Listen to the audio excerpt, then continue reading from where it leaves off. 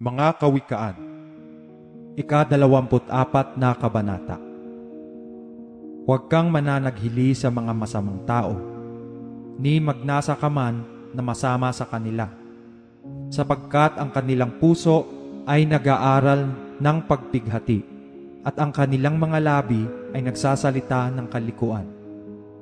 Sa karunungan ay natatayo ang bahay, at sa pamamagitan ng unawa ay natatatag. At sa pamamagitan ng kaalaman ay napupuno ang mga silid ng lahat na mahalaga at maligayang mga kayamanan. Ang pantas na tao ay malakas, oo, ang taong maalam ay lumalago ang kapangyarihan. Sapagkat sa pamamagitan ng pantas na pamamatnubay ay makikipagdigma ka, at sa karamihan ng mga tagapayo ay may kaligtasan. Karunungan ay totoong mataas sa ganang mangmang. Hindi niya ibinubuka ang kanyang bibig sa pintuang bayan. Siyang kumakatha ng paggawa ng kasamaan, tatawagin siya ng mga tao na masamang tao. Ang pag-iisip ng kamangmangan ay kasalanan, at ang mangduduwahagi ay karumal-dumal sa mga tao. Kung ikaw ay manglupaypay sa kaarawan ng kasakunaan, ang iyong kalakasan ay munti. Iligtas mo silang nangadala sa kamatayan, at ang mga handang papatayin ay tingnan mo na iyong ibalik. Kung iyong sinasabi, narito, hindi kami nakakaalam nito, hindi ba niya binubulay na tumitimbang ng mga puso?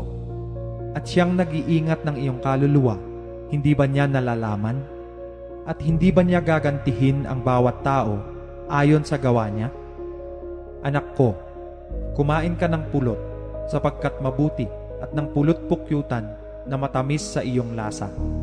Sa gayoy matuto ka ng karunungan na malalagay sa iyong kaluluwa. Kung iyong nasumpungan ito, sa gayoy magkakaroon ka nga ng kagantihan, at ang iyong pag-asa ay hindi mahihiwalay. Huwag kang bumakay o masamang tao sa tahanan ng matuwid. Huwag mong sirain ang kanyang dakong pahingahan, sapagkat ang matuwid ay nabubuwal na makapito at bumabangon uli. Ngunit ang masama ay nabubuwal sa kasakunaan. Huwag kang magalak pagka ang iyong kaaway ay nabubuwal, at huwag matuwa ang iyong puso pagka siya'y nabubuwal. Baka makita ng Panginoon at ipagdamdam ng loob siya, at kanyang ihiwalay ang puot niya sa kanya. Huwag kang mabalisa dahil sa mga manggagawa ng masama, ni maging mapanaghiliin ka man sa masama, sapagkat hindi magkakaroon ng kagantihan sa masamang tao, ang ilawan ng masama ay papatayin. Anak ko, matakot ka sa Panginoon at sa hari, at huwag kang makisalamuha sa kanila na mapagbago, sapagkat ang kanilang kasakunaan ay darating na bigla, at sinong nakakaalam ng kasiraan nila kapwa? Ang mga ito man ay sabi rin ng pantas. Magkaroon ng pagtangi ng mga pagkatao sa kahatulan ay hindi mabuti. Siyang nagsasabi sa masama, ikaw ay matuwid. Susumpain siya ng mga bayan, kaya yamutan siya ng mga bansa. Ngunit silang nagsisisaway sa kanya ay magkakaroon ng kaluguran, at ang mabuting pagpapala ay darating sa kanila. Siya ay humahalik sa mga labi ni yaong nagbibigay ng matuwid na sagot. Ihanda mo ang iyong gawa sa labas, at ihanda mo sa iyo sa parang, at pagkatapos ay itayo mo ang iyong bahay. Huwag kang sumaksi laban sa iyong kapwa na walang kadahilanan, at huwag kang magdaya ng iyong mga labi. Huwag mong sabihin, gagawin kong gayon sa kanya na gaya ng ginawa niya sa akin. Aking ibibigay sa tao ang ayon sa kanyang gawa. Ako'y nagdaan sa tabi ng bukid ng tamad, at sa tabi ng ubasan ng taong salat sa unawa.